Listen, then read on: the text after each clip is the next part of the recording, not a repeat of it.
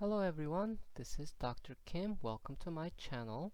Today we're going to discuss the importance of taking a panoramic radiograph. So here we have a 37-year-old African American patient who presents to our clinic with no symptoms, so asymptomatic patient, and we have taken a complete mouth series, or also known as full mouth x-ray, and pantomograph or panoramic radiograph. So let's try to find something interesting here, and why don't we start out with mandible. Here in this area, I hope you can see that there's a periapical radiolucency. Part of that lamina dura appears to be intact, and it gets a little more difficult to evaluate whether there's an intact lamina dura or not. Looking at the tooth, the restoration appears to be relatively shallow, definitely not very close to the pulpal chamber. And we can also see another radiolucency in the premolar area. So let's take a look at that area. We know from normal anatomy that mental foramen is typically located in this area. However, this radiolucency is very prominent. Appears to be much larger than a typical size of mental foramen. So again, radiolucency on a tooth with no restoration. Now let's take a look at this one. As I adjust the contrast, I'm seeing this area that's a little radiolucent and another periapical radiolucency next to the central incisors. Also keep in mind, once again, the patient is asymptomatic with no apparent restoration in this area. That can be better seen here. Now it looks like that radiolucency is more centered around tooth number 25. Upon careful examination, as best as I can tell, the PDL space appears intact, and also the lamina dura appears normal in the apex. Yet we're seeing this periapical radiolucency. That periapical radiolucency is once again seen here. And let's finish off with this area, this radiograph.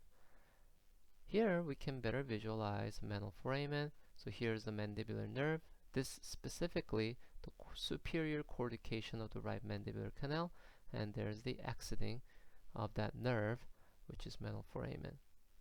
And part of the nerve continues anteriorly to become incisive nerve. And here it looks a little bit radiopaque.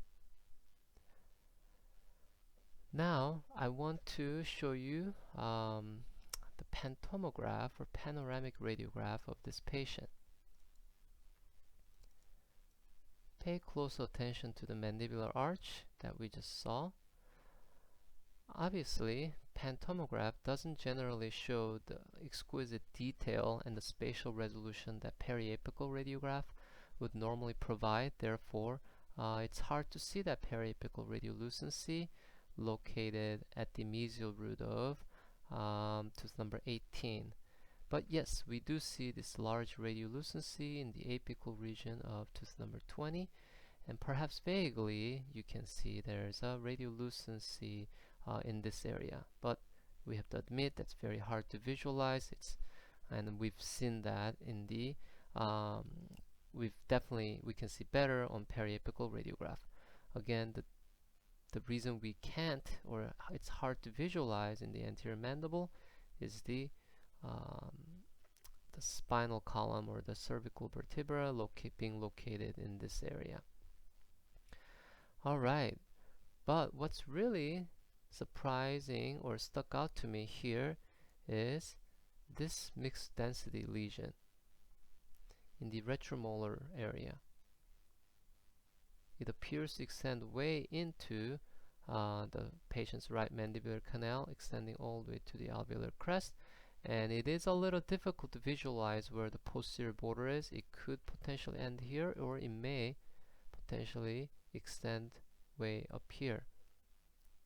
Regardless, this is something that we did not note on periapical radiograph, because this being the last molar or the mandibular molar in this quadrant, the periapical radiograph was cut off right about this area. I think we saw a glimpse of this radiopacity, but again, this radiolucency was not visualized, and upon careful examination, you can see another granular radiopacity located within this radiolucency.